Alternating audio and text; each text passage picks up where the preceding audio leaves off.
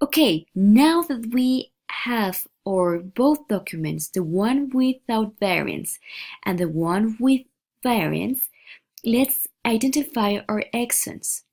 So I'm going to give you a tip. So usually when you see here your document and you see the color regions, most of the cases they are exons, but they please note that not all of the color regions are exons because there can be many for example promoters or many if for example if the gene has another promoter the transcript will be different. So what we are seeing here is all the transcripts available of the exons.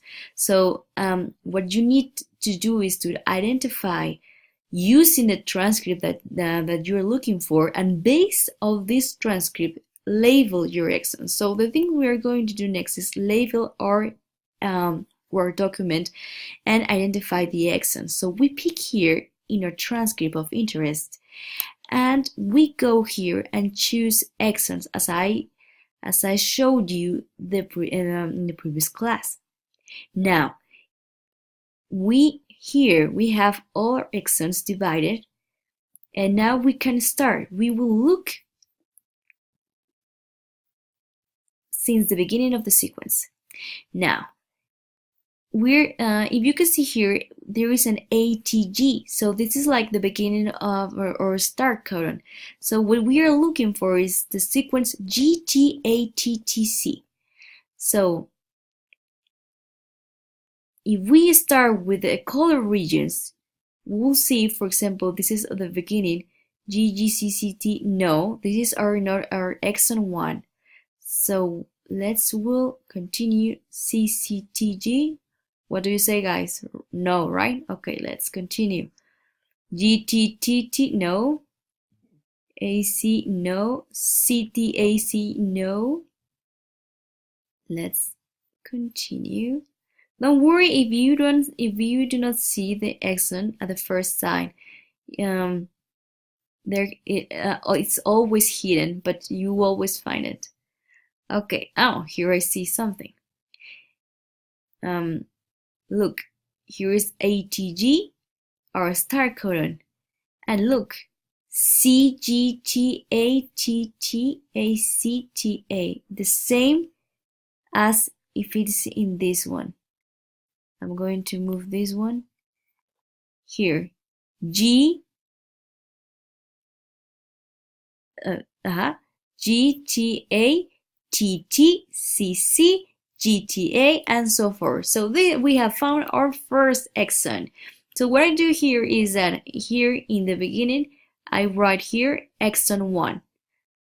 Okay, so if you continue to do that with all the exons to exon 2 to 5, for example, GTGG, no, GTGG. Okay, so this is our exon 2.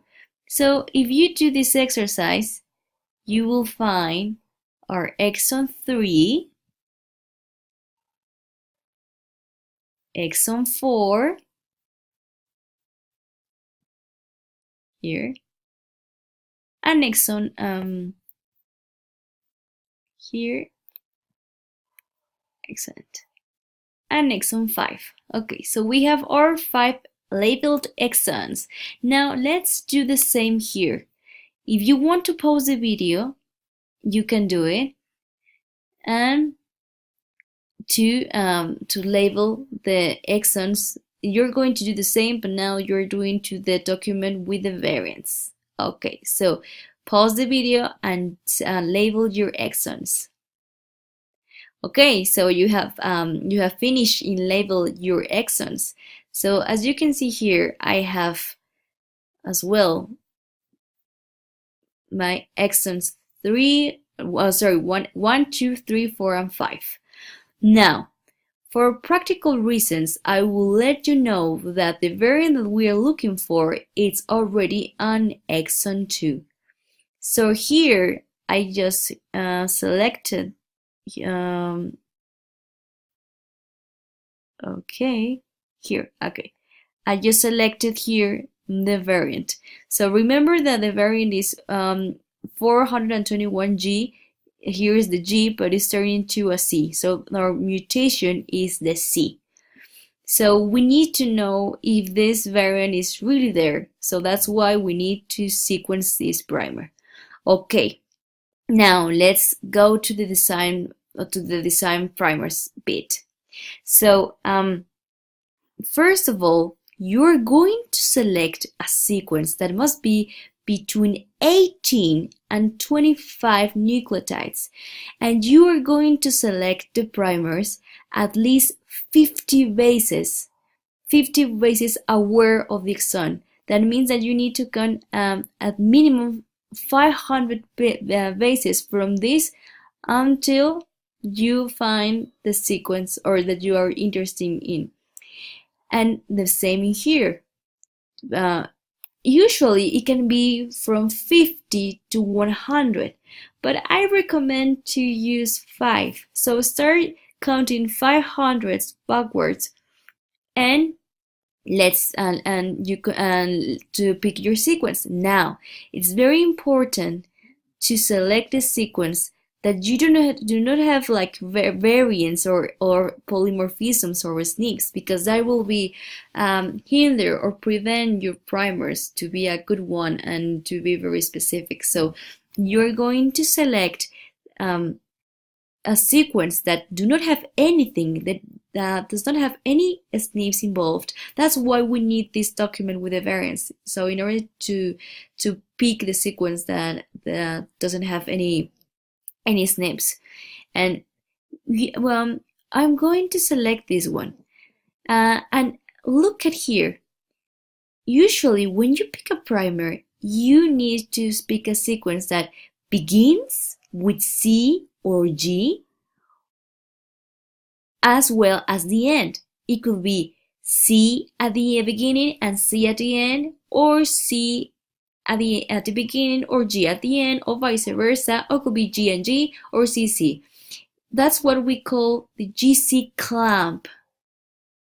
Here, I'm going to return to our presentation, and this is the number of nucleotides. For example, we pick a sequence for 18 to 25, and the GC clamps. So you need to have like a combination with G and C. It doesn't matter if you have G and another G. So look, I have like a C, and a G here, and a G here, and ends with a G. So usually you don't. I do not recommend to finish with A. So what I do is always pick my forward primers with green and reverse primer with red.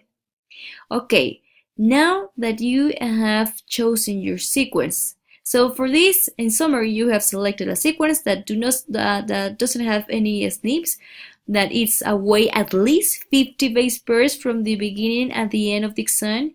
And one thing that I should tell you, and it's very important, is that we do not pick sequences that are rich in GC content. For example, for example, G, G, G, T, T, T. It has too many G's and C's.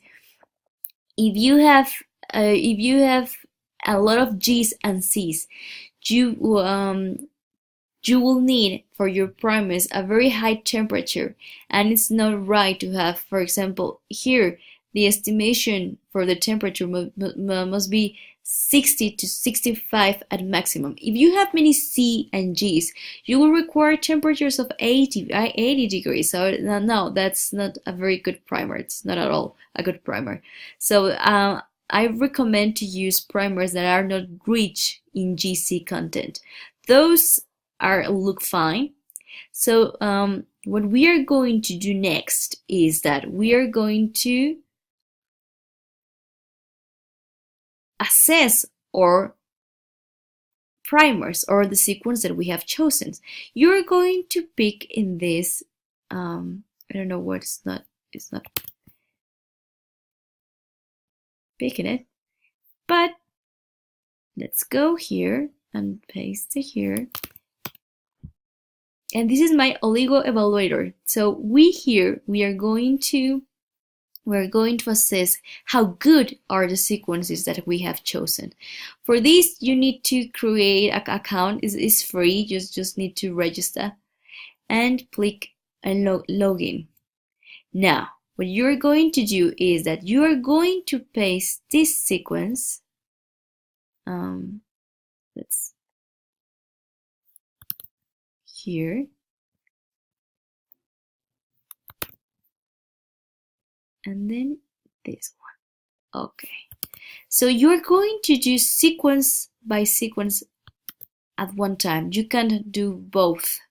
So as you can see, it's 20 nucleotides. So does it fall within the parameters? Let's see. So 28, 25. Excellent. Okay. So you're going to put DNA and you're going to calculate. Okay, so where is the information that is explaining us? Look, so it is important that here in this presentation I put you like the parameters that we need to get a very good primers. So the number of nucleotides must be from 18 to 25. The temperature must be from 60 to 65. And the GC content, as I told you, must be maximum 60%. Remember that we don't want to have a lot of GC. And remember that the sequence must be beginning with a C or a G. And no more than 3 GC columns. Remember, as I told you, we don't want a lot of GCs inside the sequence. Now, oh, so sorry. Now here, the secondary structure, we don't want secondary structure because the primer will fold itself, and in that case, it wouldn't stick to the sequence. So it has to be none, very weak, or weak. Primer dimer, of course, no, because we don't want the sequence to get attached with another because we wouldn't have a product. So here the evaluator says, okay, so length 20, temperature 64.8, GC 55, excellent. Remember here. Secondary structure, none, and primer dimer, no. So we have found our primer, our forward primer. So what you're going to do is that I have prepared for you an Excel here. So this is the Excel that you are going to use for your primers. So here the exon, we are working with exon 2.